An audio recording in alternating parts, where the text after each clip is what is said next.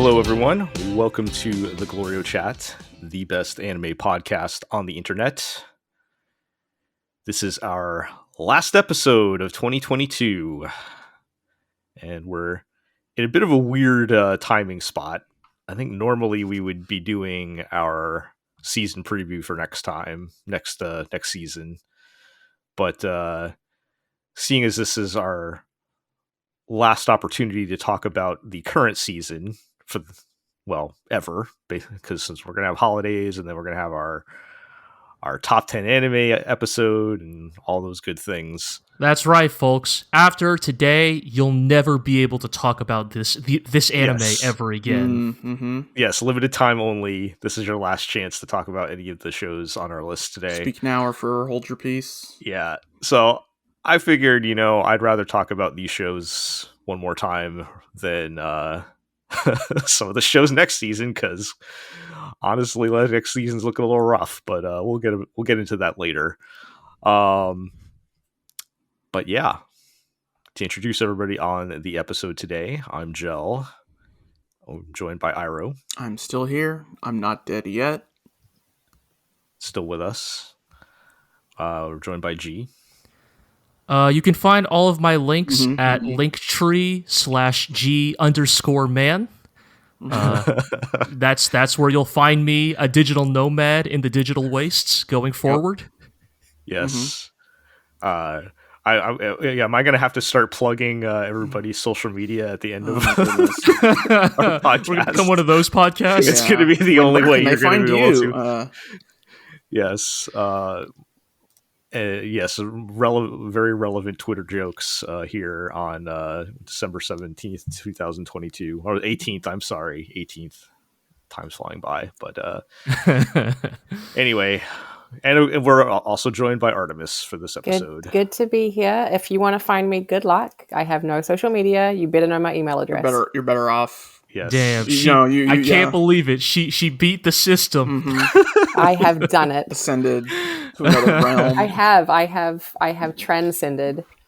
Yes, that's a very wise move, given the current state of things. Anyway, let's talk about some anime. Oh yeah. Yeah. I've heard of that stuff. Artemis, we haven't had you on for a while, so as has become our custom, whoever our rotating seat, whoever's coming in talks about things that they've been watching here. So, or I guess in this case, not watching, because as we were just discussing, you've hard dropped To Your Eternity finally. I think the word I used was hate dropped. Hate dropped. Okay, sorry. That's a higher level of dropping. So no one else, like everyone quit watching, right? I'm the only one. Yeah. Yes. Yeah. So though I have read the manga, G, I believe you've read the manga as well. So once you begin speaking on To Your Eternity, I think we should be able to go. Oh yes, that part. Okay. Well, all right. Let me preface everything I'm about to say with, remember like a month or maybe 2 months ago, I was like, yeah, To Your Eternity, like some anime have problems with the actual content and some with the execution. And I was like, it's mostly the execution. I take it back. It's the content. It's the content. The execution could not have saved it. I gotta know, Artemis, what was the breaking point? Yes. Like, which character which moment did it? Oh, well, I mean, I hated the new character, the prince. Like, I absolutely wanted to throttle him from the second I saw him. And not because he himself was an inherently annoying character, which he is, but because he just doesn't belong in this series. I'm like watching, or I am intending to watch, like a highly emotive, introspective, reflective series, and then they drop in like a C-list JoJo's character. He's very incongruous with like what you know of To Your Eternity at that point, right? I having not watched anything of season 2, I saw the art for who I think this character is. Yeah, the like, purple-haired pompadour. Yeah. Yeah, I was like, that doesn't look like that show. Yeah. Right? Yeah. So, and then they built up this whole kind of character development arc for him where he realizes the selfishness and self-centeredness of his ways, and he makes the ultimate sacrifice and decides to give up his life. And obviously they don't go through with it. So any kind of like redemption arc is kind of just thrown away. And then stuff happens with like a crush that he had, like some crush that a girl had on him. But then she gets skinny. What? Like, right? Yep. I do recall this. Yeah, some of this is coming back. Like, I don't want to give like a blow by blow account. No, it's fine. That would be boring. But you guys know what I'm talking about, right? And it was just so irritating. Like, I just wanted to kill everyone. It's not what we signed up for, right? This is all of you get out of here. Yeah. This is kind of around the part of To Your Eternity that I think. I think I don't think it's that this is a necessarily unique take. I think a lot of people sort of begin to fall out of love with To Your Eternity at this point in the story because, unfortunately, it kind of becomes apparent around here that the author has very good ideas and often knows how to like make them feel very emotionally fulfilling, but they don't necessarily have the experience or the chops for like the type of long form serial narrative that To Your Eternity evolves into at this point, right? Like, I think everything up till now was like relatively shorter arcs, right? They're shorter arcs, right? Like as much as we complain about like Crime Island or even like how long Gugu's arc takes, it's like they're all fairly self-contained, like individualized stories. It almost feels like an anthology, right? Like it's all about Fushi's like journey meeting these people, and it's around the introduction of Prince Bon and the kingdoms that like it's suddenly like, oh no, this is starting to feel uncomfortably too much like, I don't know, a battle shonen or something, right. Like a plot, an ongoing plot has emerged and will be the story now. And now what if I told you that okay, Artemis, what if I told you that don't worry, I'm not spoiling anything. I'm not watching anymore. This is all right. That's fine. It's fine. Right. I'm still not going to say anything because I think it will be funnier to just leave this in your imaginations. What if I told you in the aftermath of this arc, Bon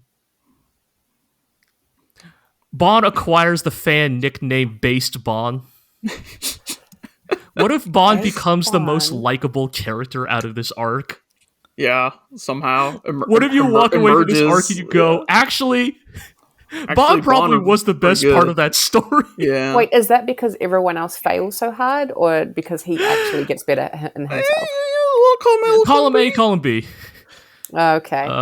I will say you're not all of your criticisms of Bon are completely valid. I will say I think he gets some moments towards the end of that arc that really turned me around on him, but also it's because the rest of the narrative kind of crumbles under its own weight. Yeah. I mean, even in this arc, there have been moments, small moments to be sure, but moments that that kept pulling me back in, which is why I kept watching on the off chance that I could have enough of those moments to make the series worth my time.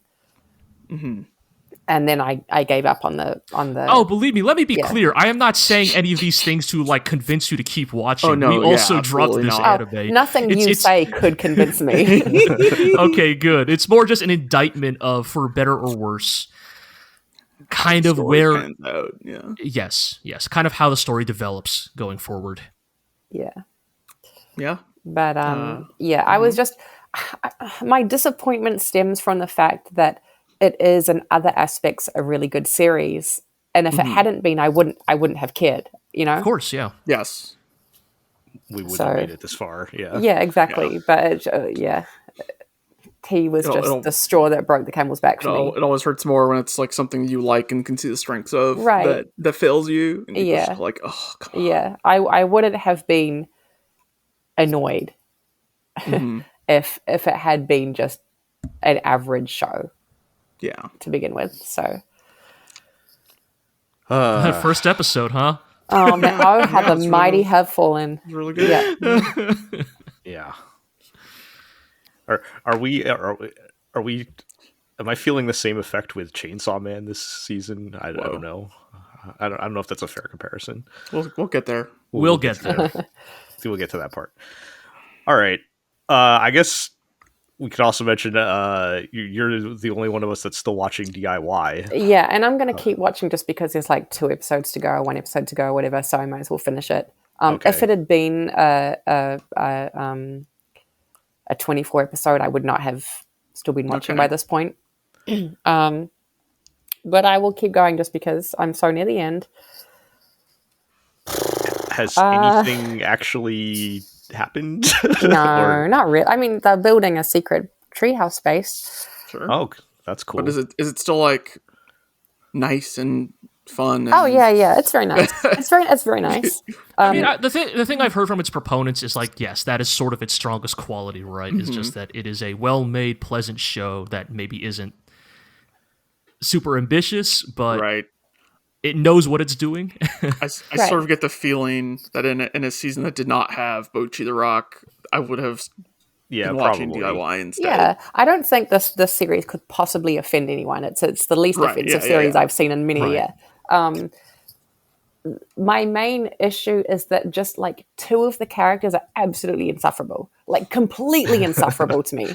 Oh, and which 2? I want to know which 2 you think that, because I feel like which 2 or which characters you do and don't like depends completely on the person.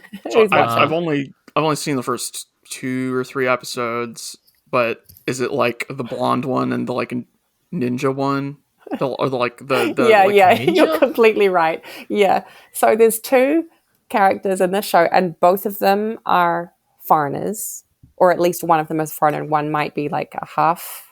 It's not. Sure. I'm not super clear on that actually, but both of them are so annoying. The ninja one keeps saying "nyan" after like every other sentence. Okay, that's probably why I was confused when you said ninja, because I associated her more with cat. But but she, she just ninjas her way in and out of buildings and shit all the time, into through roofs and windows and whatnot. Cats but for some reason she's also like cat-like, and so they make her say "nyan," and I guess it's supposed to be cute and endearing, but it's not. And then the foreigner who comes from, is she American? Or is she English? I don't know. If she's blonde, she's got to be American, right? Well, her name is like Finland or something. Well, her name is like Queen Elizabeth the. Wait, let me see if I can. God save the Queen. Let me see if I can, because it's a doozy of a name. Let's see. I need to know her full name now. It is Juliet Queen Elizabeth. Okay. So Queen is part of the actual name. So she's the British. 8th. Juliet Queen Elizabeth the 8th. Okay. No, according to Wikipedia, she's American. She's American. Okay. Yeah. Which makes it even weirder. Right. Should this be the name of the cat person? Because that's what you name a cat. I don't know. And she just inserts random English everywhere, but it's the worst English. I don't mean pronunciation wise, like I don't really care, how Japanese people are pronouncing English, like I'm sure they're doing their best, fine. But it's just like the English that they choose to put in English makes no sense in context. Right. And it just grates on me. Like it makes sense, like none of her English is wrong, is just like, why would you choose those words, and why would you choose them over and over and over again? Like no one would talk like this. Shout outs to TK, who continues to be the unmatched anime foreigner. Oh my goodness. Get chance and luck. Get chance and luck. Okay, well, he's just great, but yeah, I'm sure the kids out there remember that one at this point, right? But, I don't even know why I brought that up. Who the fuck remembers anything about I was like, Angel at first, I was like, who was TK? And then when you said good chance and luck, I understood immediately. Yes. What you're referring to. But no, the character speaks fluent Japanese. She's not stumbling. Like she gets like slightly low scores in kanji tests apparently because she's not good at writing Japanese. But that's also she speaks fluent Japanese apparently, but she's still like there's a couple of words in pretty much every sentence that she drops in English. And so she'll be speaking in Japanese, but she'll be speaking kind of like this to make it sound like she's a foreigner. And then she'll drop a good job. Like, oh, yeah. Good job with that drill. But it happens like every minute or so. Right. It's her, like, kids show catchphrase. And it's just really annoying. Like, I cannot explain to you. Shout-outs to Akiba Maid War for being the only anime to actually hire a foreigner to voice act their foreigner. We'll get to that show later for sure. But, yes. So yes, if this had been a longer show, I would have absolutely dropped it just based on those two characters, because they are by far the worst things about the show. Right, but because it's a shorter show, it's kind of like it's tolerable, and you can grit your teeth and get through it. Yeah. And you can go, oh, this art's really nice. Yeah, the artwork is one of my favorite things about it. Yes, it is a very nice looking show, to be sure. Yeah, it's got vibes. Yeah. Every time the main character drifts off into her kind of la la land and starts imagining things, that's where the art really takes off. And she does that frequently. For high school girls being delusional in anime, I guess. Yeah, a lot of that going around. Jesus. Okay, well, So if you're bored and have nothing else to watch over the winter break, by all means. Hooray. Yes. Yeah. By all means, do it yourself. Yes. All right. Let's move along to our other ongoing shows that we've been watching. And we'll talk about Spy Family. We finally wrapped up the tennis arc, I guess. Hey, that could have gone on as long as it wanted to. I was happy with that arc. Okay. Yeah, they did some fun. It was. Are you a Fiona fan? Me? Yeah. I'm a fan of everything. I like everyone. Okay. I'm all for it. Let's go. Sure. All right. I know some people were like kind of cool on Fiona, but I was at first when she was introduced. I didn't like her at the first minute just because I thought it was going one way, but then it didn't, so I was fine. Right. It's kind of like she's introduced as a certain type of character, but then once the mask comes off and she's just as much of a goofball as the rest of the cast, I think it works much better. Once the joke is revealed and the show goes, you can consider this character funny now. Yes. Shout-outs to every time Studio Wit takes any segment from the manga and just blows it out with their animation prowess. In case you didn't know, or in case it wasn't obvious, the way Yor is portrayed hitting that tennis ball at the end of that episode, it is not nearly that luxurious in the manga. Right. Naturally. Anytime any show does the fade to white as somebody's getting like obliterated is as a joke. Oh, I love it every time. Yes. That never gets old. Yeah. And I guess the second of these two episodes is it's interesting because we initially thought, is that going to be the last episode of the anime? But now we know we have one more episode left, and yes, I feel like the two parts of the most recent episode kind of work in tandem with each other. Like it kind of makes sense why they put them together, right? It's kind of like they're both kind of more focused on the like personal dynamics of each member of the Forger family, right? Like, obviously the first half is like Lloyd and yours, and then the second half is like, oh yeah, right, Anya has actual friends, or at least a friend. It's sort of an episode to like fully cement that, like, even though we're going through all of these wacky troubles like tennis or whatever, like we actually all three of them are quite happy with their new situation, in their own ways. Right. Shout outs to Becky's Lady Butler. She is unflappable in the face of the job she's been given. Just deadpan saying, "You mustn't commit adultery, mistress." Whatever she's getting paid, she needs to be paid more. Oh yeah. No, she's great. I think she shows up a couple more times later in the manga, and she is she definitely steals the show a couple times. But what was the Anya shopping bit in the manga? I don't know. Yes. I don't know why for some reason that gave me anime original vibes. Well, they did. in Studio Wit fashion, they did blow it out a little bit more than I think it was in the manga. Like, Right. Like, it's a little bit more elaborate. Things take a little bit longer. But no, I think that chapter is mostly intact, as is in the manga as well. I don't know why. Just like my gut feeling was anime original vibes. Like, I think the Becky flashback is a little bit more fleshed out than it is in the manga. Like, I think in the manga they kind of just like have one panel, maybe. It's like one panel of her being a really bratty kid, but in general, most of that stuff is there, to be sure. But do you know what's not in the anime? And you know what's not in the anime? And as a result, we must disqualify Spy Family from Anime of the Year discussion. Whoa. I know the answer, so. They didn't give us the butt shot. And it's not what you think it is. Can you tell me what it is, then? Please explain. All right. So the first half of the latest episode is Yor and Lloyd going to the bar because Lloyd's trying to patch things up with Yor, right? I don't know, G. So far, this sounds like what I thought it was, but... Okay. Here's the thing. Right. Lloyd and Yor went on another date in the manga before this one. Okay. But during that parents' night out date, before the date, while Yor was on an assassination job, one of her targets shoots her in the butt. Okay.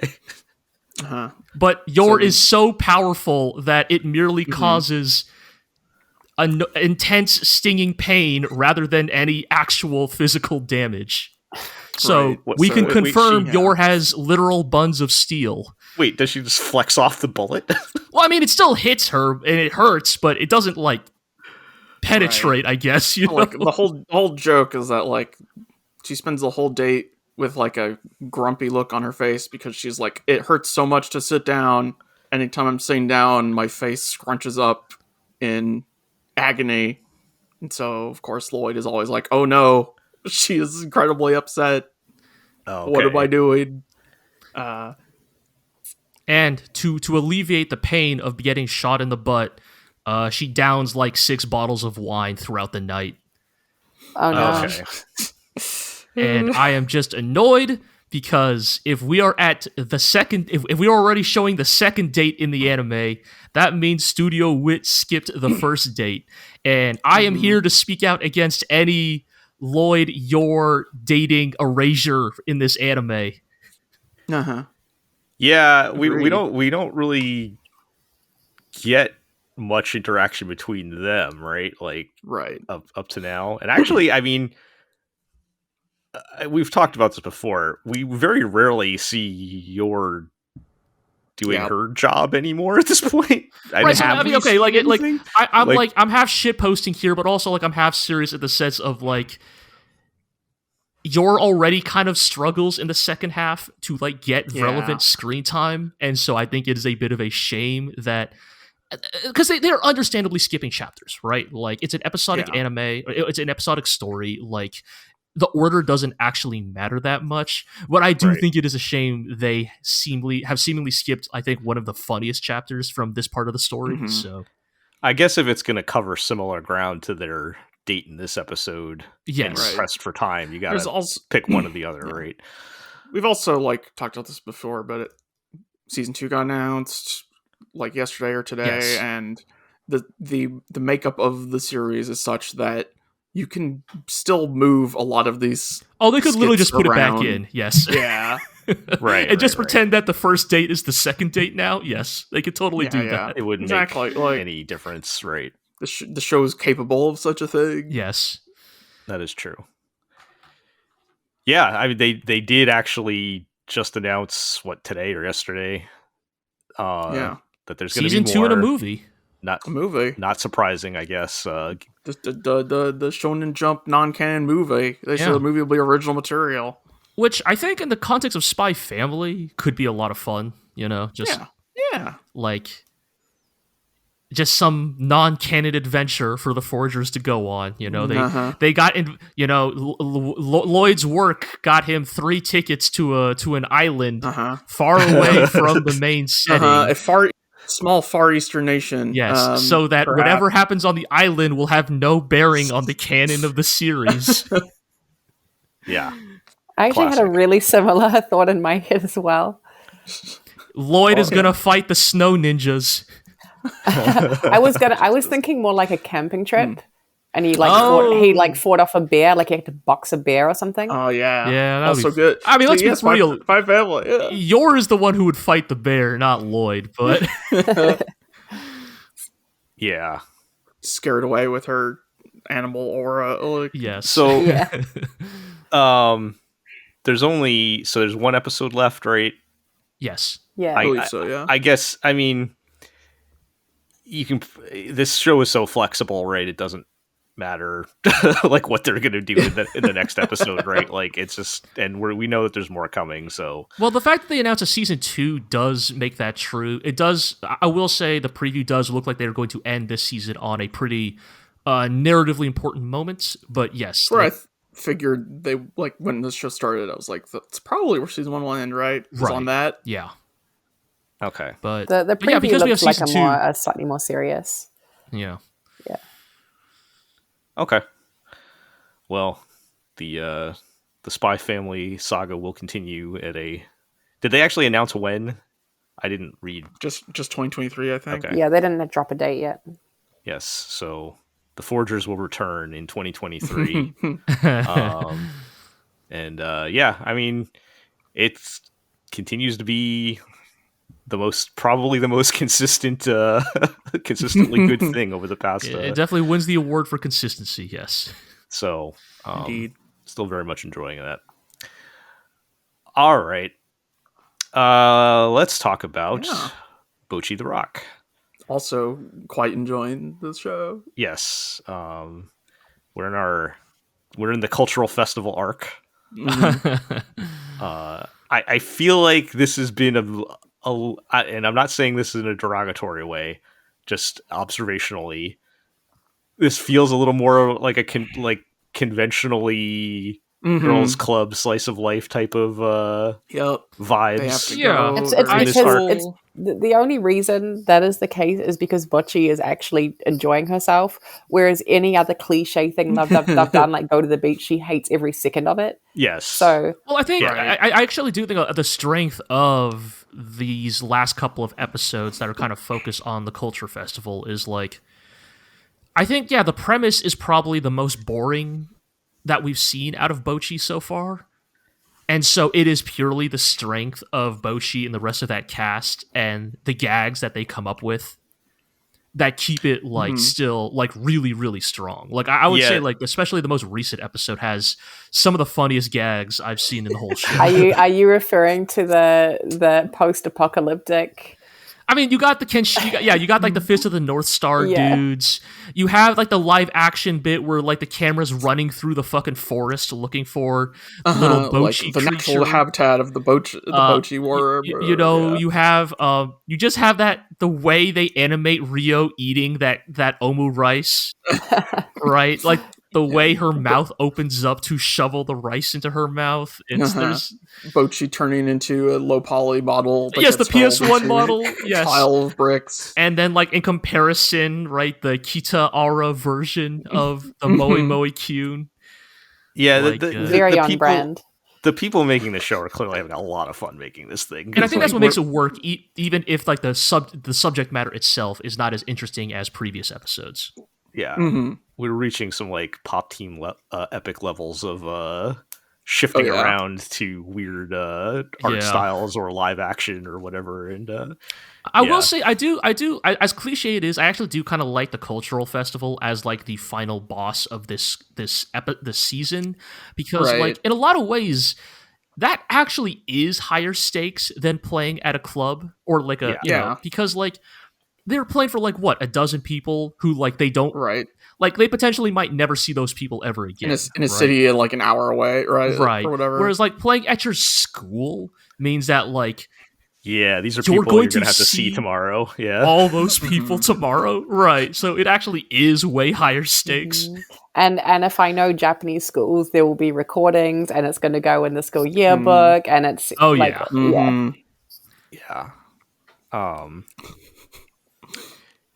just going back. I did love the joke where they're like, you know, Bocchi has to dress up as a maid and she runs away, and they're like, how are we going to find her? And they're like, well, we basically follow the same steps you'd find to find a slug. Yes. Go to some like damp, dirty, out of the way place where nobody's going to be. It sounds super mean when you say it. Like on paper, it sounds awful, but the fact that they're saying it with such what's the word? Enthusiasm. They're like, no, they truly Sincerity. understand their friend. They are sincere. They do want to find her. They're doing it with care and love. It's right, exactly, right? Judgment free. It's just they know they know their friend at this point. If Oscar the Grouch went missing, where'd you go look for him? In trash cans. You know that because that's who he is. Yes. Same thing with Bocchi. I also like they slipped in the horrors of content creation and what happens if you don't post God, yeah. regularly. Just like, let me look at my lovely comments. Oh no, one person is like, are they dead? Yeah. Time to completely lose it. As I'm preparing to basically take a week off from the podcast next episode, but yes. The algorithm, no. Yeah, so I mean, these episodes are good. I've maybe not as many standout moments as previous episodes here and there, but it's just consistently like. Oh, I don't know. The way Rio eats that rice is very funny. That whole gag. Okay, yes, definitely in terms of like just visual gags, they were killing it on these for sure. But yeah. And it looks like we're going to end on the festival performance, right? Yeah. Tie a nice bow on all this, and I mean, the nice thing is, like, honestly, they shouldn't be that pressured. As somebody who had to sit in auditoriums and listen to, like, student-formed bands perform at like our high school like talent show equivalent. God, don't worry, most high schoolers are fucking formed dog shit bands. It's fine. I can't remember if my high school just never did anything like that, or if I'm so far removed from it at this point that I don't remember. Right. But I don't remember us ever having anything like that. It was just that bad that you blocked it. Well, that and I'm super old, so that was like 20 something years ago. I was gonna say the real twist is Gel was in that band, and he is blocked out the memory. No, actually, I did not start that until I was 19 or 20. Yeah. Oh, you were one of those guys, huh? Yeah, I picked that up later. But yes, I don't know how Kikuri got into the band, into the auditorium. How nobody stopped her. Oh yes, that was very alcohol. How did that happen? That's a capital P problem. That was a very good joke when she's like, for this special occasion, I have the glass bottle of sake. Right. So not only does no one stop her because she's clearly off her face, but she has the goods. She's bringing alcohol into the school, openly waving it around. And just like it's on the stage. It's like on the edge of the stage. God, it's great. Yeah. That show's all right. No, Bocchi's great. Like, if this really is our last time talking about it, like, I'm, at least in this context, I'm going to miss it. I think it really caught us all by surprise. Spy Family might be the most consistent in terms of like overall quality, but I think Bocchi is the most consistent in terms of feeling the overall joy that went into the production. Yeah, I think that's a good way to put it. Like, we talked about that interview last podcast that was maybe unintentionally throwing shade at the Chainsaw Man production, but it's just like you can really tell that like these people understand like what is the appeal of like animation, and especially what's the appeal of like animated comedy specifically. Like the unique timing and motion, we talk about like the Bocchi smears every week, right? The ways in which these characters like gesticulate and like swoosh around, and it's just a production that really understands the unique qualities of the medium it's in, and I really do appreciate that. Yeah. I mean, speaking of like, I don't think there's been a bad episode of Bocchi. Like, they're I very don't think good. so. Like every week, it's a fun thing to watch. In some ways, it's only gotten better as they've realized, like, oh, we can get away with like more ridiculous, right? Yeah, like it's like, okay, not to go too inside baseball here, right? But I've started writing for my end of year post, right? Mm-hmm. And like, Jel, I don't know if you're in a similar place, but like, Kaguya Season 3 aired this year. Like, yep. Kaguya did the Resident Evil tank controls joke. Yep. And like, wasn't there a whole rapping thing? Was that this year? Yes. The rap battle where Fujiwara has to learn how to rap so she can teach class prez how to rap. And like, at the time, I was so sure this is the funniest thing I've ever seen. There is no way anyone could come up with anything funnier this year. And now I'm not so sure. Yeah, I mean, like, the Resident Evil joke thing in Kaguya-sama is something that would very much fit in Bocchi, but that was like one. You'd get maybe like one of those per episode in Kaguya, and Bocchi is like a constant stream of.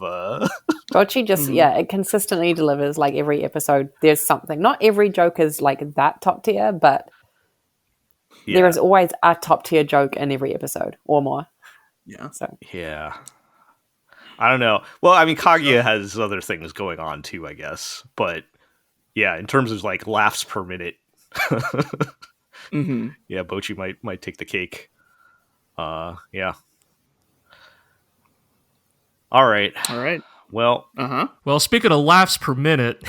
Oh, really? I was going to go. Speaking of intentionally throwing shade. I'm a little tired of talking about Chainsaw Man. Artemis, how are you feeling about Chainsaw Man? I'm fine with it, you guys. Like, okay. Like, I'm not saying, oh, it's the best show I've ever seen. It's not my favorite show of the season. It's not, like, it's not something I gush about. But I'm enjoying it for what it is. Again, maybe it's because I'm not familiar with the manga. Like, I don't read manga in general. So most anime I go into with no prior knowledge, and I'm just happily watching whatever comes up, I will admit part of my opinion may be just getting goaded on by people on the internet saying it's a masterpiece and the greatest anime ever made. Like your latent hipster genes activating. Yeah, maybe all the and I like, I'm not being hyperbolic. People are actually saying those things. No, I've seen people say those things, and I'm not one of those people, but yeah, and maybe. And I do think maybe when I talk about it, it sounds like I hate it a lot more than I actually do. But I mean, I think it's just is that it is that inevitable pushback against the like very like high praise that I think Chainsaw Man the anime is getting elsewhere. I will say, to be clear, only on this podcast, anyways, only Iro. No, not even Iro. I am the only one who has read the manga of the people counted here. Unless Iro, you started, but I started, but I'm still in like. The first 2 episodes. Okay, so yes, of everybody on the GLORIO blog, only Aqua and I have actually read Chainsaw Man to completion. So, just to point out that like the others are not just hating because they read the manga. Though maybe I am doing the Emperor Palpatine thing here of give into your hatred. I may be influencing them. I will admit that. Understandable. I guess.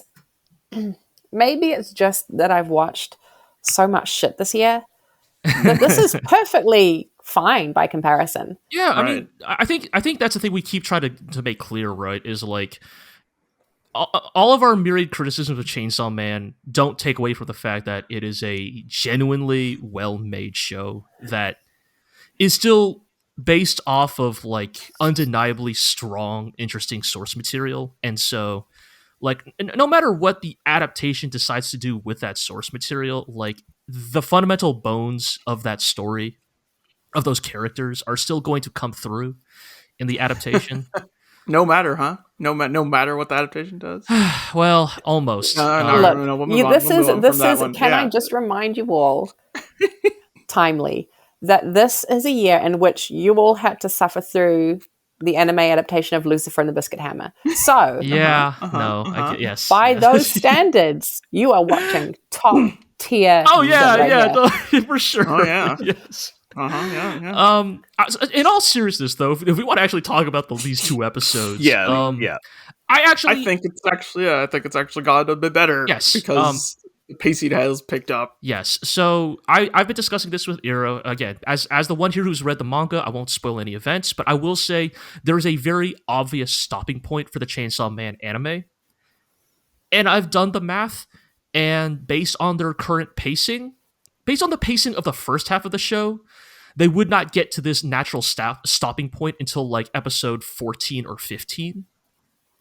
And I think they're going to attempt to get there by episode 12.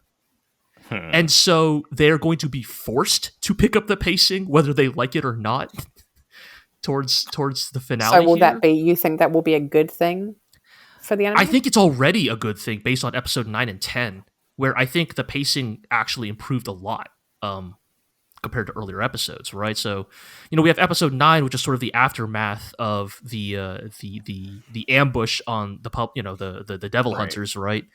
We sort of have that reveal that there's definitely something wrong with Makima. Yep. In case you hadn't picked up on it yet. Yeah, not shocking at all, but yes. What? I think I genuinely think the way they handled the reveal of her powers was actually pretty well done. Like, I was actually pretty worried about how they were going to handle it, but I'm glad that they just make it feel really like sudden and impactful and traumatic. Right. Like, these dudes are just talking, and then suddenly they're just like splattered across the pavement, right? Like no build up, like no prelude, right? It's just like, yeah, she's just good. Like right click. It was very impactful. Yeah. Like she's just right click deleting these dudes, basically. Right. And so I think they did that part pretty well. You get your little bit of like, what the fuck is Kobeni's deal in that episode, which is fun. And then episode 10, like, I think is like actually a pretty damn good adaptation of the events that it covers, right? Which is like the introduction of Kishibe, who is the scarred alcoholic devil hunter that trains Power and Denji, and then also like, but yes, I'm sorry, Joe. I hate that guy's voice for some reason. And then also the way they contrast that with like Aki dealing with the grief of losing Himeno. And this is one of those rare cases where I think the way that they have chosen to adapt Chainsaw Man actually works really well in the story's favor, because I think they do a pretty good job of capturing like Power and Denji's like gremlin chaotic moron energy. Yeah. That is so far my favorite part is Denji and Power together. Like their relationship. They're such a good duo so that it's like weird that they have not actually teamed up like this properly until now. But once they do, you realize it's the most natural pairing in the world. It's because both of them are trying to outsmart someone because they think they're smart, but both of them are really thick. Yes, they're just which is the perfect combination. Yeah. Like what does Denji say? Oh man, would it be badass if we did if we outsmarted him like those manga characters do? And then I think Power's like, I am pretty smart. They do say. Yeah. To be fair, their plan wasn't that bad. Genius ideas. Yeah. To be fair, their plan wasn't that bad. But, I totally agree, Joe. It's a pretty solid plan. Like, honestly, it would probably get most people. And so there is a little bit of fun to that. Oh, man, Power and Denji probably spent all night awake thinking of this plan. Right, but yes, how much brain power did they have to use to come up with that? The two of them combined, this is what they could come up with. And then they're overnight. Wearing glasses because they are so smart. That's smart. Yes. It's what smart people do. And see, it's that type of chaotic energy that I really like about Chainsaw Man, right? Because, they don't explain to you, where they got the glasses or any of that shit, right? It's just, a hard cut and, here they are. And that's the kind of fun that I feel like is missing a lot of the time. That feels like it should be there, at least, especially in those particular moments. But yeah, and I think that's the thing that is a little bit maddening to me. Again, as someone who really likes the manga, is it's not like this is the first time Chainsaw Man has been like this. I think this is just the first time the anime has truly captured the energy of that dynamic. And I don't know, again, it's like as we approach the last few episodes here, you know, they really might have to pick up the pace, and that may or may not work out in their favor as they close towards the finish line here. So what are the chances of Chainsaw Man pulling a Made in Abyss type situation where it ends and like they say, and for the climax of this arc, check out, you know, Chainsaw Man Gekijoban in 2023, right? I was kind of wondering what are the chances they end on a cliffhanger. Or like Demon Slayer did too, though that was its own like arc. But I'm actually very curious what the fate of Chainsaw Man will be, because I mean, Jump Fest is happening, like, if not now, then it either finished recently like this weekend, or is still going, right? Which is like the big like Weekly Shonen Jump event where they announce all their like, this manga is getting an anime, or I mean, that's where we got the announcement for Spy Family, right?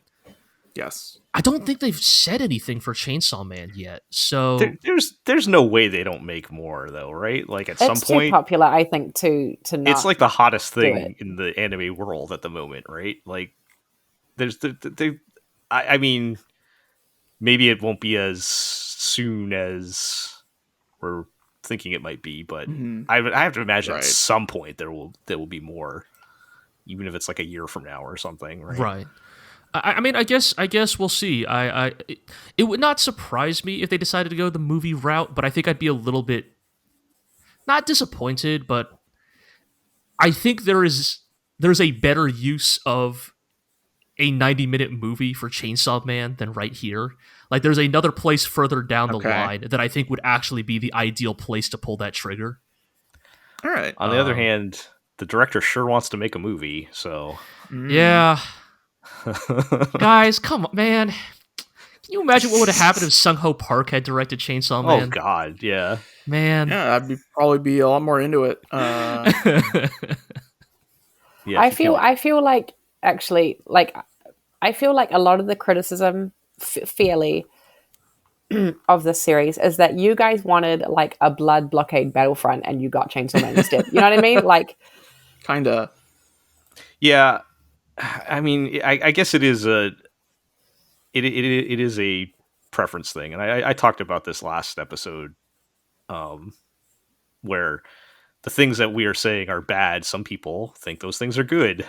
You know, like the more cinematic movie like feel, the kind of more, you know, I don't know, quote unquote realistic approach to it. Some people, it is like a preference thing to an extent. You know? I just feel like, and I don't think those things are bad in themselves. I just think for what I'm getting from this type of story and vibes that are coming off of it, I don't feel like that's the best way to go about it. But yeah, what if we did get more Blood Blockade Battlefront? Yeah, I mean, that would be great. I'm here for it. Yeah, when's that going to happen, right? I guess this series didn't have the right. It's, for me, it's not. It's not an issue of like, is it cinematic enough or is it too cinematic? Whatever. Like, I don't actually care that much about that aspect of the series. To me, it's more of a balance issue, like tonally and consistency wise. Right. Like that's kind of why I'm kind of, I like it, but I don't love it. Sort of, you know, it's like it's tilted too far to the like serious side of the spectrum. Yeah, sometimes, yeah.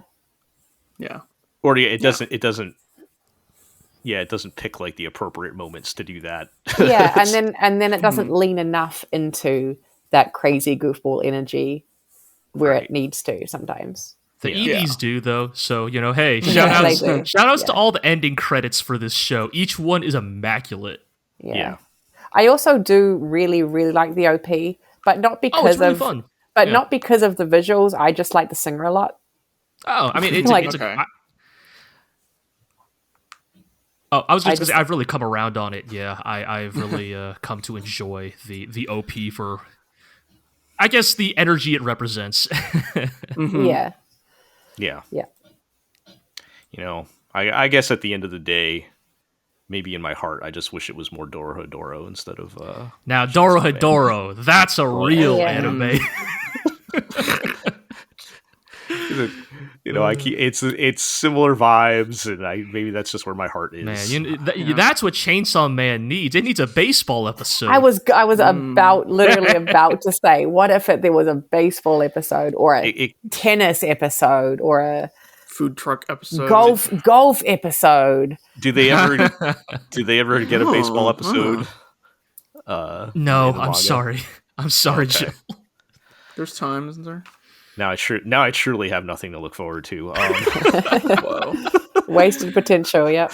All right. Well, again, I'm not telling anybody to not watch Chainsaw Man. Please watch it and judge for yourself. It just still doesn't really do it for me. But I do agree that these 2 episodes were pretty solid. Like, I didn't really have any significant complaints with these 2 recent ones. So, other than Aki's weird walk at the end of that episode, but that was weird, wasn't it? What was up with that walk? Why is he swaying like that? I think they were trying to slow motion it, maybe, or something. It looked like a slow motion, like impactful, like kind of walk, but it kind of looked just awkward. I mean, he looked like he was doing the Crow Marty walk. It did actually. Now that you say that. But again, you guys are all still watching, so it can't be that bad. It's true. Yeah. You're here. I'm still watching it. Yep. So, all right. They've got me. Let's move along to Mob Psycho 100. Apologies again. I have not watched this. I just have not had time. I want to. Fair. Unfortunately. But you guys are saying it's been pretty good, though, right? Been pretty good. Yeah, no, it's been pretty good. I have been really enjoying how they are choosing to wrap up season 3, and I guess Mob Psycho as a whole here. It's kind of hard to talk about this final arc without spoiling it a little bit. So at this point, you guys can spoil it. At this point. Yeah, we'll talk a little bit about it. So. Okay, so the whole thing about Mob, right? It is a little bit similar to the premise of One Punch Man, right? Of like Mob is this all-powerful, super psychic wonderkind, right? Like, and half the jokes are that like nobody can beat him, right? Like if he actually no matter gets serious, how wacky and strong the new villain is, like no matter how many times they say like I've been saving this power for 47 years or whatever, or like Mob will still beat them in the end. Right, he'll flick his finger and fight over. And so like you ask, well, then what could possibly be the thing that could be an appropriate like conflict or obstacle to Mob? And Mob Psycho 100 decides the answer is Mob himself. Literally? Yes. Yeah. So yeah, they make like a dark mob or something? kind of, but this final arc is basically, yes, Mob is his dark side metaphorically has taken hold, and it's just so everyone has to line up to try and stop him, right? And show how they have grown as people due to Mob's influence. It's really thematically satisfying because, it's the thing of like, because now Mob is the final boss of the story. The thing you discover then, of course, over the course of this arc is that, well, Mob's greatest power, more than his telekinesis, was his fundamental kindness and compassion, right? Because you basically get every former villain from the past 3 seasons showing up, reformed, or at least on the path to rehabilitation. Each one saying, like, I gotta do this, right? Like, I gotta do what Mob did for me. Like, I gotta bring him back, from the brink, and it's really emotionally, like, fulfilling to watch all of these dudes get obliterated by Mob, but, like, still try their hardest to stop him. Like, they can't. They never could, right? They couldn't when they were villains, and they can't now when they're heroes. Like, Mob is too strong, but they don't give up, right? They, like, there's this great moment with Teru, right? The blonde kid, where like he's one of the first ones to go up against Mob, and like Teru, being sort of the Vegeta of this setting, remarks, "Yeah, I have literally never want to fight against you. I probably never will, but I still have to do this because you did it for me." And you think he's about to charge up like some gigantic, like final suicidal, like, you know, final flash or something, you know? But instead, what Teru does is, before he's like completely taken out by Mob's psychic power, he uses the last vestige of his psychic power to rescue and protect all of the innocent bystanders around them while they're fighting. So that Mob, whenever he does come to after this, doesn't have to live with the guilt that he may have killed innocent people. And it's... Mob Psycho is so good. Yeah. Like it has such a good understanding of its characters and the themes it plays with. And like, even when it does descend into like high action shonen spectacle, like it never forgets that like the story it fundamentally is. And it also never forgets that it's a comedy. I should mention that Teru was naked this entire time because his clothes got blown off by Mob. Does he still have is his hair still ridiculous too? Like, or did that get fixed? Mob blasts his hair in such a way that leaves him bald on top. Okay, so we've gone the other direction. Yes. Yeah. Okay. Yeah, I mean that the only reason I haven't watched it now at this point is because of time. Really, I do really want to watch it at some point. I don't know when I'm going to have time to watch it, but yeah, I always felt like they know what they're doing with their characters and how to avoid falling into the pitfalls of, you know, your typical battle shonen type of show, right? And maintaining its own unique personality. So yeah, I mean, that and the fact that this is the end of the story, right? Like there's no more manga, so like there's actually hope that there's some kind of, you know, resolution or stopping point. Resolution, yeah. Which, you know, I'm not expecting like full on the story ends here or whatever. There's probably going to be some, you know, special somewhere. Yeah, yeah, or even just where the story ends. You know, it's, you know, I'm sure it's probably still going to end with Mob working with Reagan and going about their a life goes on sort of ending. Yeah. So, but thematically, you know, finding a stopping point and everything is, you know, something I would very much want to see. So, yes. Is there how many episodes are left at this point? Oh, one. I think. Yeah, they're okay. You know, we're almost there. I got to say that is a really neat idea. Making Mob the final boss, it makes a lot of sense. Yeah, it's cool. Like you get to see everybody. You know, Ritsu shows up. Like everybody takes a crack at Mob, and well, they all try their best. It's like Reagan's gonna be all doing it in the last episode. Well, yes. I mean, obviously, the subtext is that until Reagan shows up, you know, everybody else is going to fail because Reagan is going to be the one who brings our boy back. Number one Tumblr sexy man. Yes. Reagan has to save the day. I mean, does it literally? So,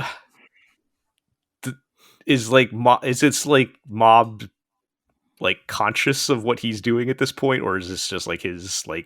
No. Okay. Not really. No. Okay. Right. Or is he like literally fighting himself in his head? Yes. Okay. It's very much framed in that sort of way. Got it. Like. Okay. Yeah. He's like, no, stop me. Like, don't fight me. You can't do it. Right. From the inside, while, you know, his. Got it. Body outside is blowing up the town. All right. Well, someday. Sounds good. I should really watch this series myself someday. Yeah, Mob Psycho 100. It's pretty good. Season 1 and Season 2 are very good, for sure. It like I've said before, the rare time that I felt like Season 2 was actually an improvement on Season 1. Yeah. Not that Season 1 was bad, but it was like Season 2 really built on. It wasn't like we're dragging this out, you know, past its, you know, right, longer than it needs to. So. Yeah, it's worth checking out. Yeah. You know what else we're checking out? Yeah. Let's talk about. Hiro, do you even remember I thought you were about to say the name of the fictional Toku show. Oh, Endless Love? Yes. Yes, let's talk about Pop Team Epic. Let's talk about Endless Love. All right, Goodness. Let's talk about the first episode before we get to that. Okay. Because that was actually a pretty good episode as well. Yeah. Where they have the girls as old man comedy duo, right? Yes. Oh, right. Possibly the most like nice, heartwarming type of bit that they've ever done on the show. I mean, it was by this show's standards, right? But that was pretty on the nose. I think that was entertaining. Also featuring with Kiryu and Majima. Yes, and one of the best voice casts of any episode they've ever had. Yeah, because they had Aki Toyosaki and Minako Kotobuki from Sphere and on the first half, and then the voice actors for Kiryu and Majima in the second half. The bit in the bit where they're like, "Buy the Blu-rays" or whatever, and they're like, "Oh, we're over 30 now, and we're still singing songs about high school uniforms." It's really, it's really and that was incredibly funny to me. Yeah. It's like, oh, yikes! Every time I see the lyrics about uniform, those bits in between where they're like telling you to not buy the Blu-rays, right? Please send it to my agency. Yeah, please send to my agency every time. It's secretly one of the best gags in the entire series. But the latest episode, dude, man. Hiro, you want to just go ahead, Iro. You talk about so like in the very first episode of this season, like because they've been bringing in Shota Aoi to for various live action gags and stuff, since and in the first episode, first episode of the season, they did a fake Kamen Rider opening sequence, pitch perfect, just like exactly like any given Kamen Rider intro from the past decade, right? And so for the last episode, they just did a whole ass episode of Endless Love, their Kamen Rider parody. And dude, it's like a full episode. Like it's straight up. There's no repeat. There's no repeat this time. No, and it's all the like same locations. They got Koichi Sakamoto to direct it, who's a highly noted tokusatsu director. Even I, someone who does not watch or care about tokusatsu or Kamen Rider, recognize the locations. Yes. Yeah. Just for the listeners at home, would you say that getting Sakamoto for a Toku segment is like the equivalent of when they got Obari for the Mecha segment? Yeah, pretty much. Okay. Yeah, it's like getting a highly noted and like highly idiosyncratic, Toku director. A guy with a recognizable style. Yes. Definitely. And just so many little gags that are exactly how Kamen Rider is. The lieutenant dude, sidekick man, in that is a former Kamen Rider actor. Oh, okay. Named Yuichi Nakamura. Okay. And he was a Kamen Rider in one of the time themed ones. Oh shit. As well. It wasn't his name Nakamura in the episode. Yeah. And so the other gag for that is he meets himself in this sequence, and his other self is dubbed over by a voice actor named Yuichi Nakamura, who has no relation. The layers. Yeah, the layers. And of course the evil villain man is TM Revolution. It's so good. God, the bard who sang the bewitching melody of the West. Yes, TM Revolution of Thunderbolt Fantasy fame. Obviously the most popular thing he's ever done. It's like, I don't know. Yeah, as somebody who watches Kamen Rider, obviously, like there's just so many dumb little things all through it of, yes, this is exactly how and then they film those things. And then we get possibly the most amazing Avengers Infinity War moment or some shit. So even this is like every time do a superhero wars crossover movie where every fucking Kamen Rider from the past 40 years, walks in and says their name in a row, right? I'm Kamen Rider 1, Kamen Rider 2, Kamen Rider V3, et cetera, et cetera, et cetera. Because there's so fucking many. It's one a year, right? Right. So they just all show up. Of course, it's Popoko, PP Me. Right, but it's just every single version of them that has appeared in any bit over the course of season 2. Including the new version that has yet to arrive, right? Yeah. Voiced by fucking Sharazable Shuichi Keita. Yes. And I love that they come in and fight them like Inferno Cop style. Yes. That's like, true. yes. Remember, eco-friendly anime. Yes. Mm-hmm. So also, Pop Team Epic says, what was it again? Review your rights with your... Contact your local labor bureau or something. Yeah, exactly. Right. Yes. Pop Team Epic is telling you to form a union. Yeah, they're pro-union, that ending was amazing. And then, not animating any of them for, the fight, but then, of course, they're all lovingly animated for the, dance sequence. Yes. Perfect. It's great. I can't believe they did a whole ass Toku episode. Yeah. We want to talk commitment to the bit, straight-faced, right? made with love. Because... Given the usual format of Pop Team Epic, they could have done a 5-minute segment or something, right?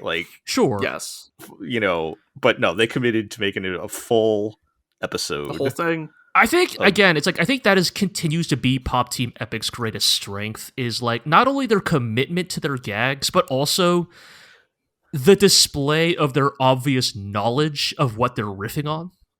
Yes. This isn't because here's the thing, right? If you told me to make a Toku gag, it would rely on the most basic stereotypes of what I'm aware of, right? But you tell these guys to make a Toku gag and they go film an 18-minute episode, right? Right. That is just filmed exactly how they do it. Down to the smallest detail. It's perfect. Pop Team Epic has some of the bravest writers in anime. I think only Birdie Wing hires braver writers than Pop Team Epic. Mm-hmm. Just the commitment to every joke, the commitment to shit posting. Honestly, right? It's because I think many artists feel that perfectionist temptation to fix a thing that looks bad, right? And Pop Team Epic is no, it's bad on purpose. It looks better because it looks bad. Though this did look considerably better than many Kamen Rider episodes. Well, okay, the Kamen Rider part. I mean, just Pop Team Epic in general. In general, yes. Yes. I don't know, man.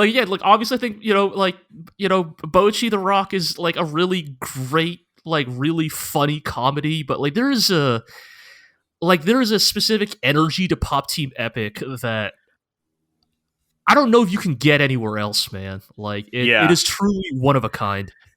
Nothing. Yeah, there's nothing quite like it for sure. And it's it's a lot. It was a lot of fun. I was saying earlier, I've pretty much written my year-end post already at this point, and then after I saw the ending of this episode, I'm I probably need to include this somewhere. So I may have to do some rewrites before I get that out. That was a lot of fun. So it's great. Was that the end? Was it the last episode? Yeah. I think so. Okay, so that's got to be the end, right? For now. I wonder if they'll do season 3. It was actually kind of a while between season 1 and 2, right? A few years. So it was a couple of years, yeah. I wonder. The door's open. Is the thing, and also this is a show that doesn't care about whether there's source material to adapt it anymore, right? Yes. Yeah. The amount of bits this season that looked like they were from the manga, because you can kind of tell because the manga is very short and concise, right? It's more 4 coma frame. Yeah, right? The amount of bits in season 2 compared to season 1 seemed like there was a lot less of those in this one. We talked about how in general it felt like there were longer sequences, right, in season 2, but yeah, they can do whatever they want at this point. It doesn't matter. They have total freedom. So, all right, let's talk about Akiba Maid War. Akiba Maid War is making a suicide run for anime of the year. They're coming on real strong in the second half. And like a suicide run, it might get tragically gunned down at the finish line, but it's going to try, and I respect it so much for that. Oh man, where do we even start? How about the last 2 episodes, like throwing out the joke that haha, it's maids doing Yakuza shit? And what if it just became unironic? No, these maids are actually doing Yakuza shit. Yeah. Yes. So we had the first episode is the Ranko's mysterious man. The date. Yeah. Her mysterious suitor asks her on a date, and you know, Ranko delivers all the amazing, you know, I gave up on happiness when I became a maid line. Right? Like, yeah, sweet. Tracks. Yeah. And of course, the tragic twist in the most like old school Yakuza film cliche, right?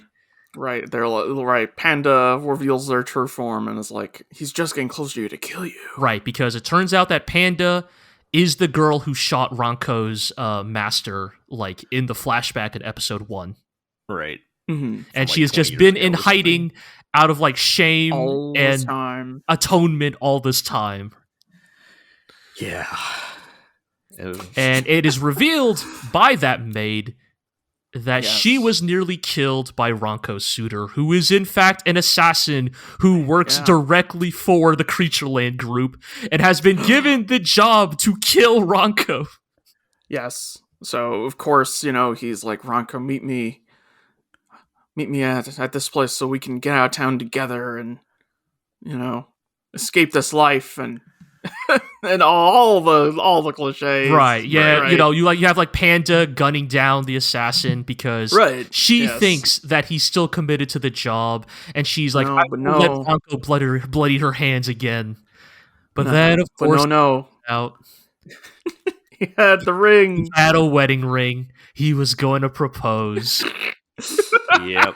They were gonna go clean, leaving Ranko in the rain, like tears in the rain. Yes. You know, I keep saying the show is at its best when it is like at 110% commitment to the bit, and this is like 150%. Right? Yeah, dude, it's wild. Right. It's so good. I can't believe this show is just like this committed to it. It's like because like all of this is like completely straight faced. There is no like, you know, winking at the camera or like they're taking. This is all 100%. Like not even a bit. Like obviously they're still in maid outfits and they're still doing maid things. But like the context and the framework of the story is just fully Yakuza heroic bloodshed now. Right. It knows that the bit is that it's doing that. Yes. Right. So it doesn't have to. I mean, that is right. That is the bit. Is look at the absurdity of, you know, this deadly serious Yakuza trauma. This all comes to its logical conclusion in the latest episode. Yeah. Oh yeah. So Creatureland is gonna take down Tontokoton. Yeah.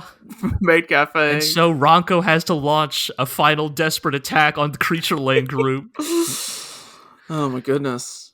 Yeah. And Ranko. Some great gags in that. Oh yes, yes. Like, it's still really funny. Like that's the she's thing. Standing like, thank you everyone, and then the elevator door closes. The door closes one more time. Dunk. Yeah. Oh, just like the whole setup, right? Like them going out for ramen one last time, Ranko getting the bullets from the ramen man, you know, Ranko pointing the gun at Nagomi being like, are you ready to die? If not, like, you'll only get in the way. Aside. Exactly. Yeah. Like the whole damn thing, right? Everybody showing up at the last minute being like, we can't leave you behind, Ranko. You're part of, you know, could we even call ourselves maids if we left behind a fellow maid? It's just... Yeah. the manager being the worst person on the planet. Yes, manager. God, manager is such a piece of shit. Oh my god. Right. The whole, like, they're sending a messenger, like, hands up, shoot her. Like, no, shoot them. It's a trick. Okay. All right. The height of this. What I think, okay, so what I personally think is the culmination of Akiba Maid War's, like, entire bit, the joke, everything. I think it all culminates in Ranko's confrontation with Nagi, right? The head of the Creature Land group, the Alpha Maid, right? Right. And it's when she stabs Ranko in the hand, and then she draws the fucking Omu Rice art with her own blood. Yes. Yeah. As a display of how far she's come as a maid and how much she values her time with Ton Tokuton. This peak Akiba Maid War right there. It is something that could only happen in this show. Like, right? it is the joke that I think that Akiba Maid War does that is the most like, oh, this joke could only exist in this show, in this moment, operating on this many levels as it is. Yeah. And, I mean, in the end, we're reminded that this is not Ranko's story. No, the maid life only ends one way. It's going to catch up with you eventually. Yeah. And this is really Nagomi's story, right? Yeah. Yeah. Oh, what's she going to do in the last episode? So I guess that's Right, yeah. You know, that's the question, right? Do we think we're going to immediately cut to like what Nagomi does in the aftermath? Are we getting a 16 years later time skip? Like, right. Do we have 36-year-old Nagomi like showing up at a maid cafe in 2022, right? Having just recently gotten out of prison. Uh-huh. So I think here's what I think. I feel like they've foreshadowed it, and this is not a guarantee, but they've foreshadowed Nagomi as like the one to break the cycle of violence, right? Yeah. And are they going to have? It's a question of, are they going to have her actually do that, or is they going to say no one can break the cycle of violence? So this is the part where this is going to heavily depend on which type of Yakuza crime film yes, Akiba Maid War decides to ape. Because both of these are completely valid endings to crime thrillers. Yes. Like, I am more familiar with the Hong Kong version than Yakuza, but like, these are basically your two options, right? Either the cycle of violence never ends, or it takes a great amount of personal, like, discipline and dignity to be the one who breaks the cycle of violence at the cost of your own, like, well-being and satisfaction, right? And I think the thing that's really wild about this show is I don't know which is more likely. Yeah. I think if they're going with Nagomi succeeds, then we'll know. I definitely think we will get the time skip at some point. Right. The question is when, right? But I think that'll depend on which of those two routes they're going to go. I'm inclined to think that Nagomi will have some success. I think, but the reason she'll take down Creature Land, it could go either way. Yeah, yeah. I think support for that is that so many characters have specifically, like, either sacrificed themselves or gone above and beyond to uphold Nagomi's ideology. They've entrusted their future and their hopes and dreams to her. Like so many maids have accepted, I'm an old school maid. It's over for me. Right. Yeah. The only way it ends for an old school maid like me is death. But you are different, Nagomi. Maybe through my sacrifice, you can do something different, right? So when her sworn sister, I can't remember her name now, dies, and she's like, never change, always be the maid that you are, and all that. Yeah, right. She still forgoes the way of violence, even after Nerula, I think, gets killed, right? So I'm not necessarily expecting Nagomi to go on a killing spree, although. I don't know, some kind of assault on the Creature Land group, I don't know, but storm the tower, maybe. I don't know. With her ninja skills. Yeah.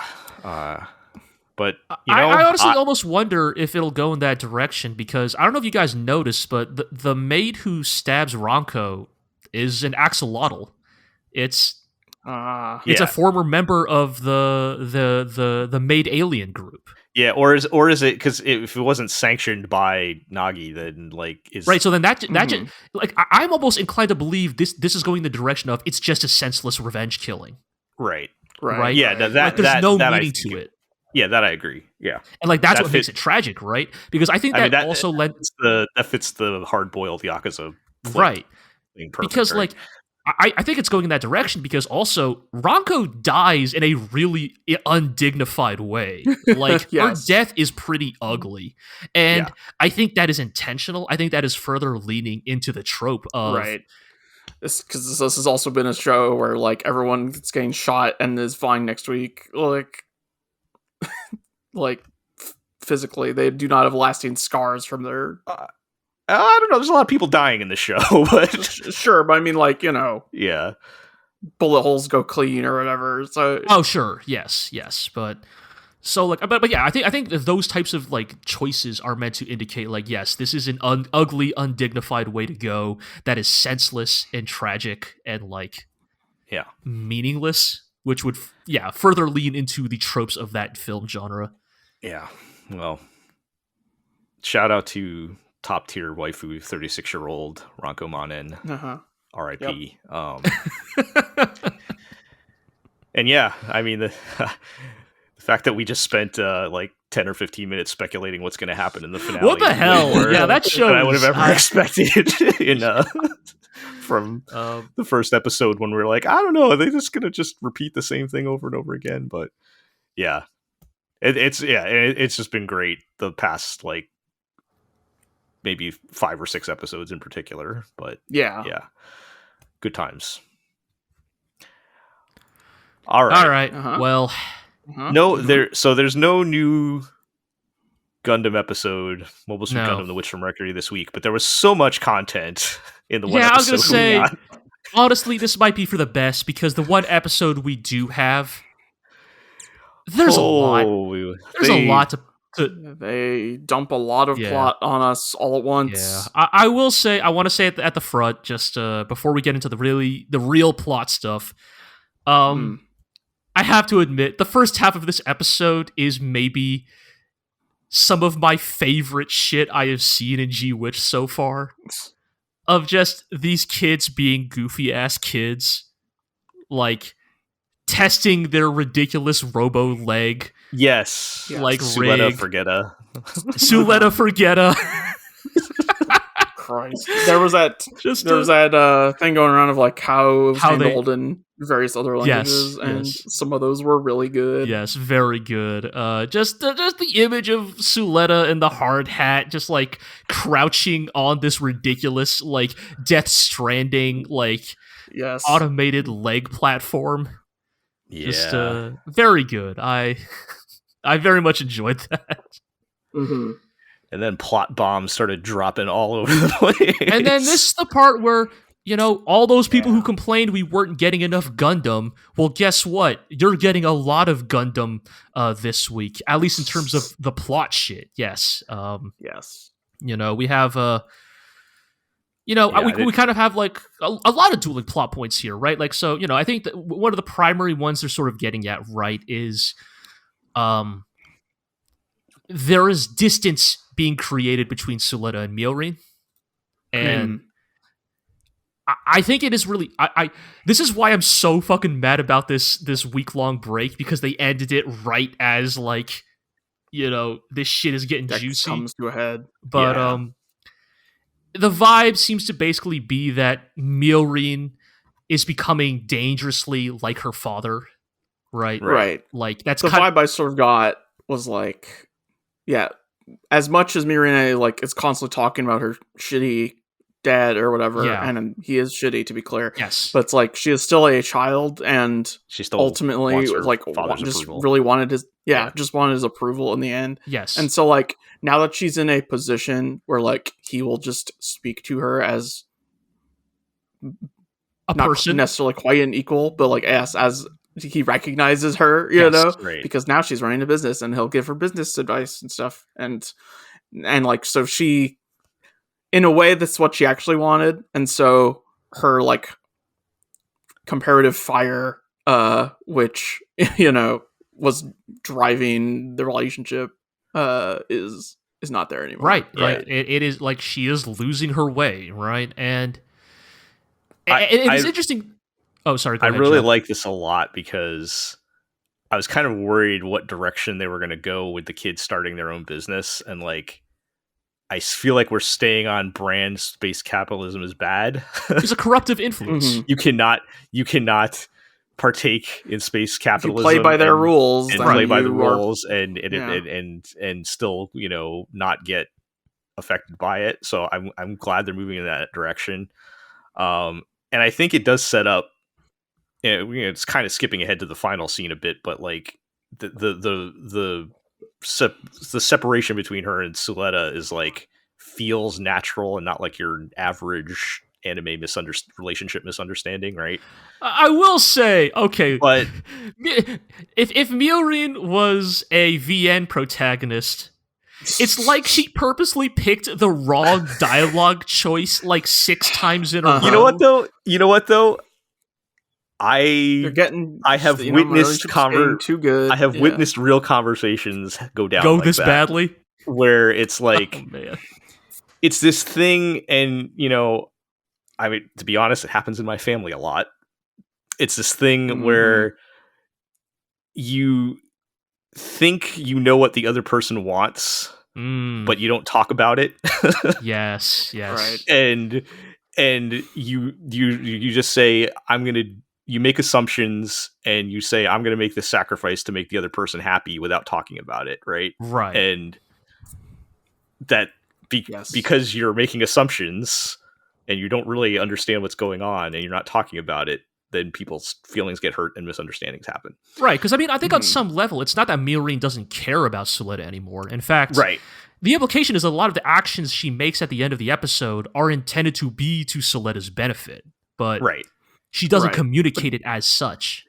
And she's doing what she's like, thinks. I hired these guys because I'm sure it's a lot of work for you to take care of. Yeah, she's doing what she thinks is good for Suletta or what Suletta wants without actually talking to her. Right. But what Suletta actually wants is to keep taking care of the greenhouse, because it means that people are relying on her and trust her. Right.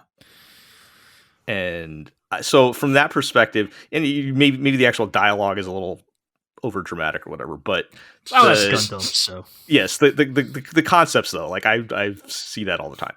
Yeah. So I kind of like that, and it does trace back to like the bigger direction they were going with Miorin and how she's being affected by her new position. And it feels like at least what they are setting up for the end of this first core is that all of these like disparate elements are kind of going to come to a head at the I forget what it's called, but like the plant where Ariel is being repaired after its fight with Shadiq, because we also now find out that it's real. I think this is really interesting that of the three hot boys that were originally introduced to us, Shadiq seems to be the primary mover and shaker of them now, right? Like Shadiq is saying out loud what everybody now knows, right? Is that the pretense of the duels and the holder don't matter anymore because, ironically, because Suletta is too fucking good at her job, right? Right. Nobody's going to beat her. Because so the pretense of the duels can exist in the world where, who knows who could win, right? Anybody could become the holder. That was next. to like sort of keep a tenuous piece because we can keep tossing this ball back and forth between each ourselves. Right. But now that Suletta is so definitively the strongest, ironically, this actually forces the other corporations to go, all right, fuck the duels. We're just taking the pistol out. We're just doing this the old-fashioned way, right? I'm going to flip the Monopoly table. Exactly, right? So Shadiq is like, yeah, the duels don't matter anymore. Who cares? I'm just going to hire, like, false flag terrorists from Earth to launch an attack. Witches from Earth. Yeah, the witches from Earth. to launch an attack on Delling and probably the school, right? I mean, even Vim Jaturk, Ghoul's dad, or should I say Bob's dad, is getting in on it, right? Bob. He's making his moves too. Again, I'm not going to talk. Don't worry, I'm not going to talk right past that. I'll get to Bob later. Believe me. But yeah, it's like now we're starting to see all these moving pieces that they didn't come out of nowhere. I mean, that is the thing that I've been enjoying about G-Witch, right? Is that yes, they've mostly been focused on the school stuff, but it has been very clear since the beginning that there are multiple factions with their own interests in this setting. And Suleta's arrival has like changed the status quo so much that now they are all forced to now like, you know, reveal their hand, so to speak. Right? Time to go to like plan B or enact your plan. This is probably the plan all along, but you know? Yeah. And if that means a little like murder and assassination and kidnapping, then so be it, right? Like that's the corporate life for you. Yeah. But yes, shout outs to Guel, who I am so invested in the Guel arc now, guys. I can't help it. Like, he is deep on his path, his redemption path at this point. Yeah, right? Like, yeah. He has abandoned his name. He has abandoned his wealth. Mm-hmm. He is now merely Bob the Drifter. Yes. So like, the show has not necessarily made this clear, but it is what I assumed based on the context. Is that like, even though Papa Jaturk was like, I'll put you in a position and you learn from there, that Guel ran off on his own and joined a low level like construction company or whatever, right? Yes, like because anime, of course, I'm over here being like, that's the obvious implication, but also anime has ruined me, so now I'm like, oh, but is that how it actually is? I think that is definitely the indication, right? Because like the thing, you think about it from a character standpoint, what do we know about Guel, right? Guel is prideful, but also Guel to some certain extent is principled. Oh, yeah. Like in his own unique way. And I think that combination of personality traits makes him running away from home to make his own path feel in character to what we know about Guel. Right. Yes. I swear to God, if those fucking... And now he learned, I swear to God, if those witches from Earth fucking touch a hair on Bob, I might not buy their Gunpla kits. You'll still probably buy the Gunpla kits. No, I'm looking into pre-ordering them as we speak. They look very cool. they're in the cart, right? No, I'm assuming Bob will at least give him a fight, right? That's probably what I don't think he even has a suit though. He doesn't have a mobile suit. I mean, he's gonna find. I'm kind of assuming he's gonna find something, right? Like, so the thing I'm actually curious about is, did Shadiq launch that attack knowing Guel is on that ship, right? I don't. Or that's a little more up in the air. Because I think the other way could go is that is Guel going to end up being the wild card in this upcoming like fight? Yeah, that's right. That's basically what I'm. That's what I was thinking because like it's going to be Ariel has to fight the two other Gundams, right? Yeah. And so like is Guel going to then, because he was there and nobody realized he was there, comes in with the save with like a demi trainer or whatever. Right. Just long enough. Champion of the Dueling Club. You know, it's not a beam Naginata, but it's a stick. We'll see, man. And like we didn't even mention, we're on our 5th Elan now. Yeah. Right. There's a new Elan, new Alan Terras, and he's not the old one, and he's not the original one. Yeah. We brought in a new body double who is and it's like shitty in his own way. God damn. I mean, this is probably not super important, but are they like cloning him, or are they bringing in like another person and turning them into the second one? I think that's kind of what I. The implication with Elan 4 is that he was actually his own separate person who underwent like plastic surgery. Right. So that they make it look like and he's now they're gonna try to smooth talk Suleta this time, and it's like I told you it's like been hired. Yeah, no, it's like Pale Technologies, the corporation Elan belongs to, are trying to like reload their VN save. They like, went back okay, to the okay, the stoic quiet one didn't work. Let's try the flirty playboy type next. Yep. Yeah, let's pick those options. See if the points go up. Yeah. But yeah, dude, there's so much going on in this episode. I guess we should probably just like voice it into the world. Like, G-Witch is throwing down so many like ideas. I become increasingly scared of its ability to actually like handle all of it in the span of 25 episodes. Is this a case of like, and you guys will have to tell me this because I don't have the context for this, but I feel like the show itself has built up enough goodwill where I feel good about it, but is the history of Gundam in general weighing on you guys? Yeah. As far as being able to handle this many things without I think collapsing under its own weight. Yeah. I guess the thing I'll say is like, I think even if G-Witch ends up not addressing every plot point it's introduced, I think if it sticks to its core strengths,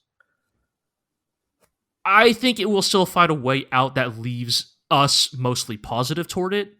Right. I think my bigger worry is, they're going to try to handle. They're going to try to tackle each and every plot point being introduced like equally in the second half, and that's where I fear things are going to fall apart. Because also we didn't even talk about Earth yet, right? Like this is the first time we've seen Earth, and it's like full like overgrown apocalypse, right? Like the terrorists we meet live in like an abandoned school. Yep, and have mobile suits somehow, but yes. Well, I mean, I think the implication is that they're being supplied by Shadiq, but yeah, it's like, yep. They introduced us. There were those like pilots / smugglers who are like, we're from the Space Assembly League, and I'm like, what is the Space Assembly League? A faction that was never brought up until this episode. Yeah. Yes.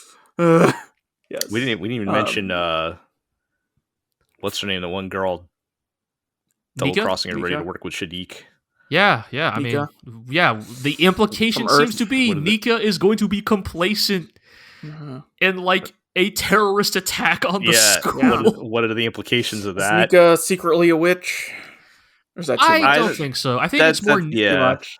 The implication is that Nika knows the Earth terrorists. Yes, she is affiliated with them in some way. So she is doing this out of loyalty to them more than to Shadiq by the sounds of things. Mm-hmm. But Shadiq is it seems to be implied that Shadiq is a benefactor, like he is on the low funding, on the down low he is funding these terrorists, right? So, oh boy, there's a lot going on. And then who knows what Lady Prospera is up to? I don't even remember. Is this all according to her plan? Like, is she just like it might be? Is she just kicking back and going all according to Keikaku? That's very likely, right? Oh my goodness! Yeah, so much going on. I just had a pie in the sky vision of what might happen in the next couple episodes, but it's ridiculous. All right. You can't say it and not tell I know, us, yeah. right? I'm like, because Prospera and Delane are both at the station now, right? And something's gonna pop off somehow with the Witches from Earth there also, right? Like the final battle of this season is gonna be at Point Q or whatever it's called, right? Right. We're gonna have a situation where like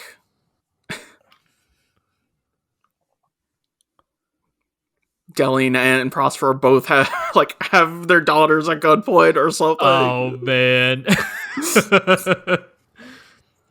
What, some kind of like Mexican standoff with each other? Yeah, and then kids. I don't know, Prospera, right? And like Suletta doesn't want to shoot, but then Prospera will be like, "No, see, my daughters listen to me," and makes Ariel shoot. Yeah, I mean, this is too specific. This is just my brain like running, wild, but also like. Yeah, I mean, hell, we haven't even been given the full explanation on Prosper and Suletta, right? Like, let's not forget, we were all losing our minds like a month ago about 21 years. Uh-huh. Right? Yeah. Like, And I feel like we do need a step for because I feel like we're moving toward Prospera being baseless speculation villain, or yes, right? Prosper being she needs evil, some kind. her descent into villainy. So could happen. All I care about is Miorine and Suletta getting back together.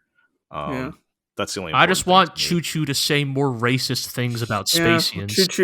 Choo Choo. What's Earth House up to? What about Lily K? Right. Yeah. Yeah. It's been good. Yeah. So far. I mean, that's the thing. Like, for all our worries about how much they're introducing, I think we are still enjoying the ride itself. So yes. Like I said, for me personally, I feel like the show's built up enough goodwill where I'm feeling positive, but I can understand we just opened a whole lot of lot of things that need to be addressed in the next half of the show here, so we'll see. All right. Indeed. Do we still want to do our mini preview, or you know what, we can just do some brief shout outs here because I mentioned earlier there's not a lot, at least at face value, that looks great next season. I mean, we always will find something. One of these shows will jump out at us. Yep. The one new show I did have my eye on is is it PA Works that's doing a show about two crime dads? That's PA Works. I think. And given what they're doing with Akiba Maid War, 2 killers and a child. Yeah. This season, I'm actually looking forward to that. But I mean, the notable things for us are its return of Vinland Saga, right? Yeah, I'm looking forward to this because throughout Vinland Saga Season 1, which is all Viking murder, Vikings are killing each other and taking revenge and cutting off heads and stabbing people and such. But also, like, there was a thematic through line of, like, violence is bad. I'm simplifying, but yes, no, I mean, what I was being told, yes, despite its reputation. Season 2, oh, go ahead. Yeah, so like Season 2 is sort of where like the real story of Vinland Saga begins. Yes, and like everything else was like the extremely important prelude to like give emotional context to that. So right, yeah, this is one of those things where like the nature of how anime is produced and released, like, kind of makes the promise of like you have to wait till Season 2 to like get the real Vinland Saga a bit of a hard sell, because again, in the manga it's just a weekly manga, right? So all that Viking murder happens, and then next week, you get a new chapter and the story continues. Whereas here it's like you finish the anime and it's like, we'll see you in 6 to 12 months, right? But yeah, I'm very much looking forward to Season 2 of Vinland Saga. I think this is going to be where like the story really leverages like the violence and the content of Season 1 to its favor. I guess the notable thing, right, is that Mappa is taking over from Studio Wit. Right. Hard to say that's a good thing anymore, like who knows, anymore, in some ironic way, since Vinland Saga Season 1, some could say Studio Wit and Mappa have switched places in their relative standings. What are you talking about? Chainsaw Man is one of the yeah, we'll see how that but we'll see how that adaptation goes, but the content itself I'm very much looking forward to. Yeah. And then we also have the Trigun, another adaptation, Trigun Stampede, the new direction Orange for it is an all CG animation project by Studio Orange of Beastars fame. Yep. I got to be honest. I hope I'm wrong. I really hope I'm wrong, and Trigun Stampede ends up being like a really fun new take on the story and its characters. But I gotta just be honest, I don't really love what I've seen so far from the trailers. I think like the original Trigun just has such an unapologetically like 90s manga, 90s anime, gritty, well-worn feeling to it, right? Like everything is dusty and patched up. There's rivets on everything. There's metal patches on everybody. Like Night Owl's art has, even the way he like he captures action and like poses. He has this like really dynamic, like, I mean, almost like Imaishi inspired energy to it. And I'm not trying to just be like old good, new bad, but like I just don't see those qualities being captured in what they've shown so far, right? Like you also like, you recently reread the whole manga like earlier this year or last year maybe. Yes. Yeah. And it still holds up. Like, it's still a great, I mean, it's still a great one of those, right? A 90s action adventure manga, like, it has a truly unique style. I mean, Naito has a truly unique style. Yes. We were just talking about Blockade Battlefront earlier. Yeah. And I know they've said he is involved with this project. In fact, that he's like supervising it pretty closely. So like, I really do hope that shows, but I think I think I just need to see it. I think I just need to see it because like right now I'm just judging it purely off of like the trailers, which means mostly just the visuals, and those visuals aren't really selling me yet. And Beastars. I wasn't sold on Studio Orange doing Beastars until I watched the anime. It's true. Right? Like, it's true. I love that manga, and I wasn't sure Studio Orange was the right fit for Beastars, but they really made it work. So, maybe there is a real chance that Trigun Stampede will end up in a similar situation. Yeah. My perspective as someone who's like has not read the Trigun manga, but watched the old anime many years ago now. I see the new one and I'm like, oh yeah, it's Trigun. Like, it looks different, and like the vibe seems goofier and different, but like it looks pretty appealing to me as a rube. I'm like, yeah, or I like Orange. I like Trigun, and I'm sure they'll do something fun with this, right? It's like, because I don't necessarily have a like image of my head of what the tone and vibe of Trigun is supposed to be, right? Yeah, right. I guess this is the tricky part with like remaking an old beloved property here, right? Like, there's on the one hand, it's like, well, if you're just gonna remake it the way it was, then why are you bothering remaking it at all? And then if you make it drastically different, then you lose the spirit of the original, right? The spirit of the original, right? Which then just raised the question again: why are you even making this? So it's a tricky balance, I'm sure. But if I trust anybody to make a CG anime, it's Orange at this point, right? So yes, we'll see. And then finally, I guess we'll just mention that the Nier Automata anime is happening. Sure. I don't think any of us actually really care, but yeah, I gotta be honest. Like, I just don't know, like, how do you do this? Well, not only how do you do this, but like, this is the thing we've said a million times about anime adaptations of video games, is that so much of the experience of playing video games is the texture of like what you do in between the big moments, right? Like, running through the abandoned city, sliding down the desert sands, fishing, running back and forth like 16 times to do a side quest, right? Like the things we call the texture, right? And the things that are enjoyable about video games because they're an interactive medium are not that enjoyable in a passive medium, right? Like, we probably don't want to watch a full episode of 2B sliding up and down desert dunes, looking for the last like collectible in the desert area, right? But like, and I would argue, of any video game made in history, Nier Automata benefits the most from being a video game and not a TV show or a movie. Right. There's so many weird things about. There's so many. Like, more so than any video game probably ever. That game totally uses the mechanics of video games to tell the story. Right. Like, unless it's gonna do some fucking 70s television thing where it just throws a phone number up on screen and it's like, kids, call this call whichever number you call, whoever gets the most calls will die, right? It's like but like, oh man, they can't do that. No, but well, they this is what they should do. Okay, if Yoko Taro was given unlimited creative freedom, all right, They should. Okay. Just have it. It just they are in fact going to put up like a phone number or like a hotline that you have to call, right? And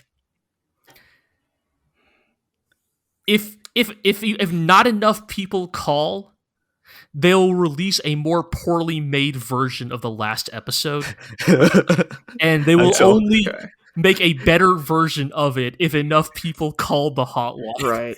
Or like when you, instead of airing an episode, you just air, like, you just plug into somebody's Twitch stream of the game, and it's like... Yes. Yeah. What do I do next, everybody? You have to... Okay, or we actually straight up will not release the last episode of the Nier Automata anime unless a certain number of people delete their Crunchyroll account. Oh, hell yeah. Yeah. Yeah. Oh, man. Yeah. I guess joking aside, the only thing that would save this for me is if they did just something just totally bizarre. Right. And that's the thing. I don't think it will. And I don't think it will, yeah. And the thing is, like, I love the story of Nier Automata, but I think presented as just a serial, like, 24-episode anime... Yeah, it's not going to cut it. Right. I just don't know if it's going to cut it. Yeah. How do you do it? Yeah. I did appreciate, like, when they were doing PR when this got announced or whatever, and they were like, interview with the voice actors. And not even 9S's voice actor was like, yeah, I love these games. I don't know how they're going to do an anime. Yeah. Because it's got a bunch of game stuff in it. Now that the Nier series is one of Square Enix's cash cows, they're not going to mess around with it too much, right? Which is such a bizarre statement to say, but yeah. So that's happening. We'll see how that goes. Season. Next year, 2023. I'll say this: maybe we get some new Keiichi Okabe music, then it will have been worth it. Yeah. Yes. Yeah, sure. I'll take it. All right. Yeah. Well, that's going to do it for this episode then. For this year. We will see everybody in a couple weeks as we get through the holidays and our year-end posts. So, stay tuned for that. I guess oh my God. I guess that transitions into our housekeeping. So check us out at theglorioblog.com where you'll see all of our year-end wrap-up things that we normally do. Culminating, of course, in our top 10 shows of the year. We all know Birdie Wing's going to be number 1, so see what 2 through 10 is going to be. We'll see. And yeah, for now, you can continue to follow us on Twitter at the GLORIO blog. I don't even know if I want to promote that anymore. Do we even? No, now that you've said that, we're going to get suspended. Oh no! Quickly say the other links before it's Yep. Yes. We are still on Tumblr. I don't know what our URL or name is, but and Facebook. We still have Facebook, actually. Good question. And I haven't checked the sharing shit on WordPress in ages, dude. I do know we have co-host at GLORIO. Yes. So that's there. I know the Tumblr's definitely still there. I don't know about the Facebook. And yeah, go ahead, Elon Musk, ban us. I dare you. Oh my God. You can follow. I someday, one of my dreams in life is I just want to fist fight Elon Musk, as many people do, I'm sure. His ass. You can subscribe to the podcast on iTunes, Google Play, Spotify, Amazon Music, Podbean, Stitcher, and of course on YouTube. Like, comment, subscribe, ring that notification bell, all those good things. Tell your friends, tell your enemies, and we'll catch you over next time.